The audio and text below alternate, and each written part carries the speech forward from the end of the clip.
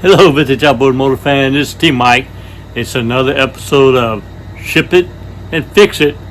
That's right. Another package has come in the mail. Mail-in repair service. Let's see what we got today. So the package says it's Jesse from Florida. So I looked up my mail-in repair documentation, and it shows that Jesse's got a 1956 30 horsepower Johnson RDU 18E. So he tells me that the carb is seeping from the metal plug. So one of the metal plugs that's on it must not be seated right, and it's seeping. So I'm going to do a carb rebuild on it. I don't have a 30 horsepower to run it on, but I'm going to show you how to check for a leak in carburetor with a T-Mike trick that I developed, be able to test it without having a power head on it. It's gonna be good. Also says that the choke solenoid is bad, and said he sent the solenoid. So let's see what's in the box.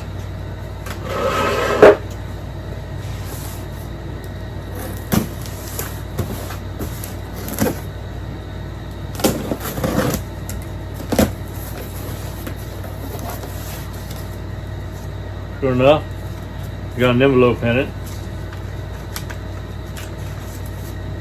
Got a note. You got a little check. Note says, T-Mike, it was seeping from the metal plug on top. Okay. The choke solenoid is bad, and I've included a new one for installation and testing. The packing inside the needle housings are both bad, so I'm going to do a rebuild and replace those packing nuts. Here's the solenoid. Looks like brand new old stock solenoid. We'll change that out and test it.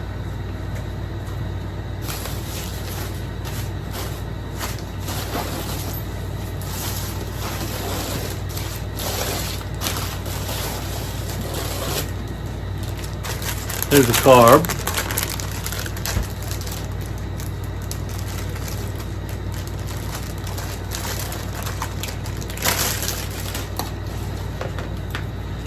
There's the solenoid he's talking about that's bad. And then here's the plug. It must be this plug he's talking about. What I'm gonna do, I made a special fitting I'm gonna fit on here and hook it to a gas tank and pump the bulb, and the flow in here ought to stop the flow. But if this thing's got a leak in it, it'll leak from there, and then we can test it afterward. Alright, so here we go with a carb rebuild for Jesse from Florida. Everybody's ready. Here we go. Okay, so here's Jesse's carb. He sent it to me without the bowl and the gasket and the bracket, but I had one, so I'll put it on here, and I've already tested it. It leaks like crazy. What I've done is I've taken me a connector and put a piece of hose on it and put it on the input to the carb. Okay, so the carb is sitting like this on the motor. When I connect it up to the gas tank here, and pump the bulb, the float in here ought to rise and stop the level of fuel. No fuel ought to come out the front of this carb, the top right here, anywhere. No fuel should come out. The bulb should harden and everything sealed. Watch what happens when I connect it and put some fuel to it.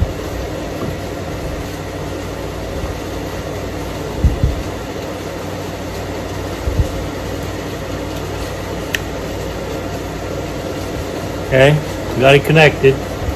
I'm gonna pump the bulb.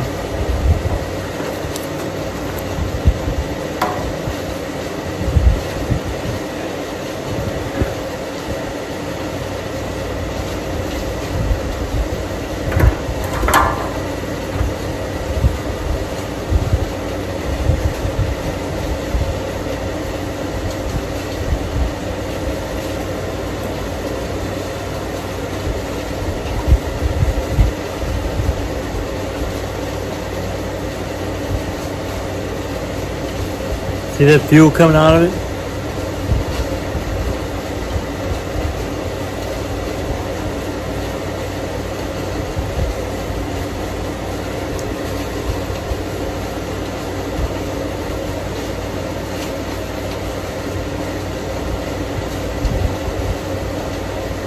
Got fuel dripping out everywhere. Fuel dripping out the front right here, dripping out the back. And I got some bubbling up right here. So it's not the float is not doing its job, sealing properly.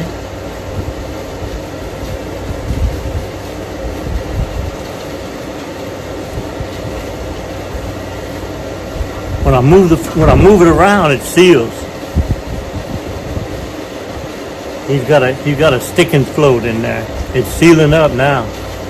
Not sealing, not linking.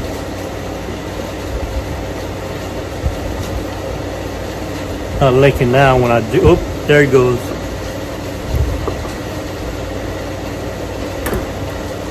Yeah, he's got a float problem inside this carb. I'm gonna take it apart, rebuild it, probably put him a new float, and then we'll take it outside and give it this test again. Got a leaking carburetor. Yeah, I got Jesse's carb right here. Here's the carb kit to replace everything. I'm going to take the solenoid off, and here's when we put it back together, we're going to put in the new solenoid for the electric choke. So if everybody's ready, let's get going.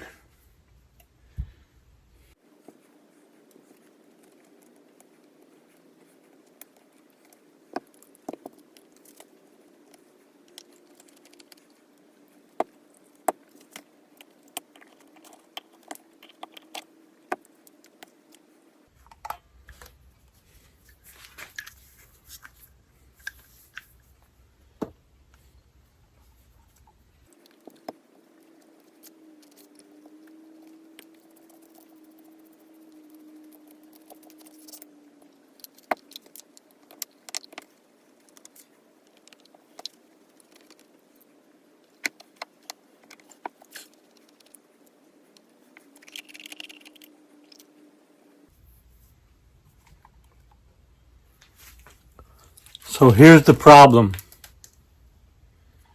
Here's the problem with the float. Look, when I took the bottom part out, look at this. Look at this that was stuck.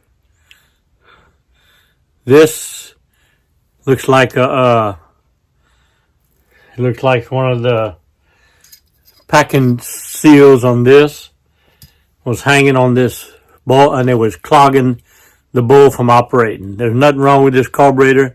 It just had something inside the bowl obstructing the operation of the... So we're going to finish rebuilding it, but that was the problem.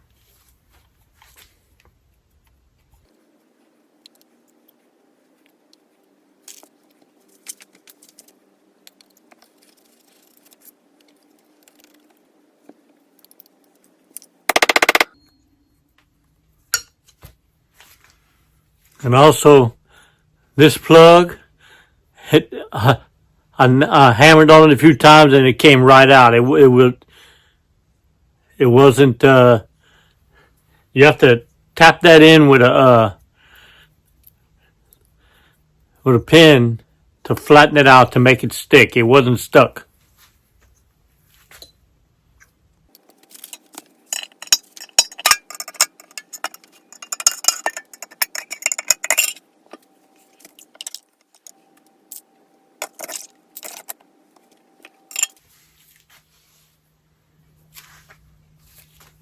Okay, so we found two troubles with the carburetor. The first one was this packing washer from the needle valve was stuck in the float, causing it not to close. That was one problem. The other problem was the plug. The metal plug wasn't nailed in tight enough. You have to use a punch and flatten it out and spread it out where it's tight. It was loose and came right out. So that's the two troubles with the carburetor. We're going to finish the clean job and put it back together and test it, but that's going to take care of it. I love opening up these carburetors. You never know what you find. Okay, I got my carb kit opened up with all my parts right here. It's been overnight on the soaking, so let's take Jesse's carb out, put it together. We're going to add the new electric choke solenoid to it. I took the old one off already. So let's get into taking it out and cleaning it up.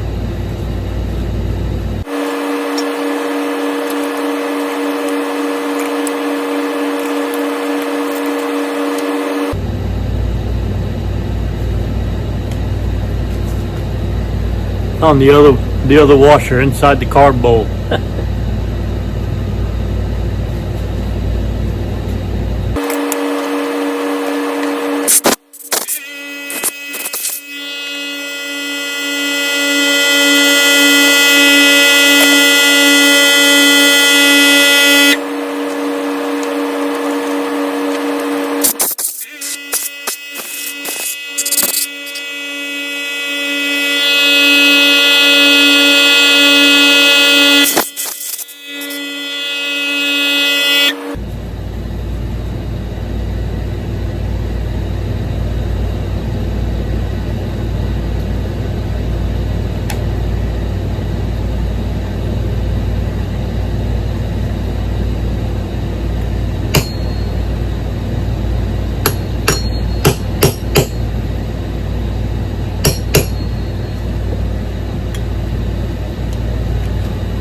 So you have to beat it in and then dent it so it spreads out and holds. That plug is not coming out.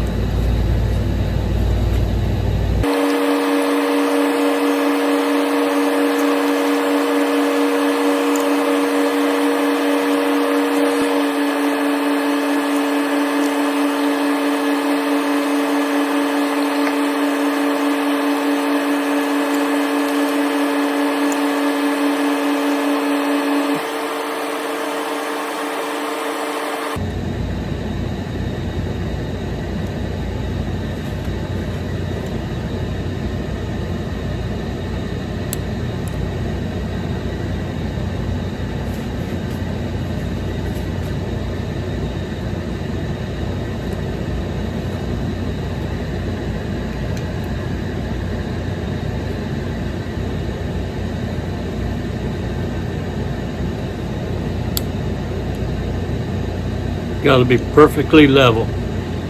The float has got to be perfectly level with the base, like that.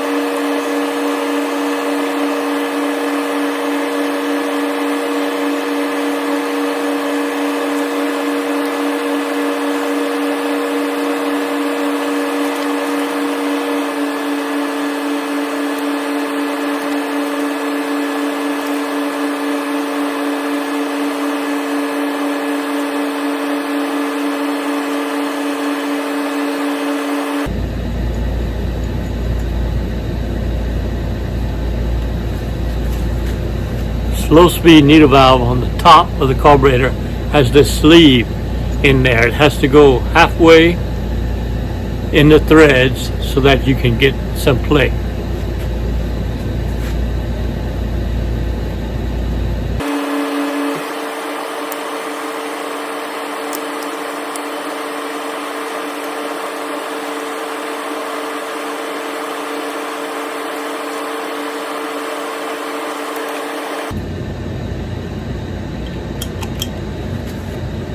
Okay, got it all together. The solenoid that Jesse provided didn't include the arm. When I took the arm off of the old one, the gasket was broken. The still cover broke off, but should still work. So we found 2 of the packing nuts were inside the carb bowl. We blew it out, cleaned it out. It's not going to leak anymore. I've done 1,000 of them. When I get through with them, they don't leak. But we will take it outside and test this solenoid. Make sure it closes. Let's take her outside and check that now. Okay, so I'm outside now on my little test stand here. And I got Jesse's carburetor here with battery and ground. I got battery going to the solenoid down here, and I got ground going to right here. When I operate my switch, I operate that solenoid and should operate that.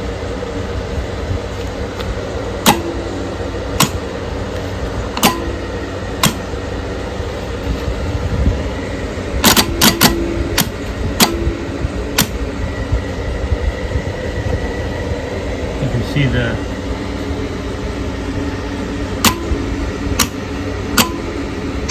it works. Choke solenoid works. How about that? Alright, so that concludes the mail-in repair on Jesse's carburetor. We found the packing nuts that were down inside the bowl that was causing it to overflow. Wouldn't let the float seal. Fixed that, and we swapped out his solenoid for him. I'm ready to ship it back. Hope you enjoyed the video. I enjoyed making it. Beautiful day out here on the lake. See you on the next video. Hope you enjoyed the video. I know I enjoyed making it. If you did, hit the like button and also hit the subscribe button and catch all my videos. You know, my passion are these vintage outboard motors. Johnson & Evinrude, 1950s, 60s, and 70s, 3 horsepower to 18 horsepower. I think I have all the videos, over 500 videos, on everything you need to know to repair, service, and restore your vintage outboard motors. I have all the parts, all the videos, and all the parts manuals for you to do that. I love what I do. The best way to reach me is on my website, tmikevintageoutboards.com. You go to that website, I have links for everything you need. I have links for all the parts you need. If you don't know the parts you need, there's a link called the Parts Broker where you can fill out the form and submit it to me, and I'll find your part for you. Alright, I also have a link for a mail-in repair service where you can ship me your carburetor, your gear case, or your magneto. I'll repair it, video it, put it on YouTube, and ship it back to you. I also have a link for technical consulting. If you have a question, just fill out the link. There's a donation page if you want to help pay T-Mike, and I'll answer your question and get back to you. That's the best way to reach me, is on my website, tmikevintageoutboards.com. I love what I do. It's been a great ride. And remember, always remember, and never forget, here at T-Mike's Vintage Outboards, we're doing it one motor at a time.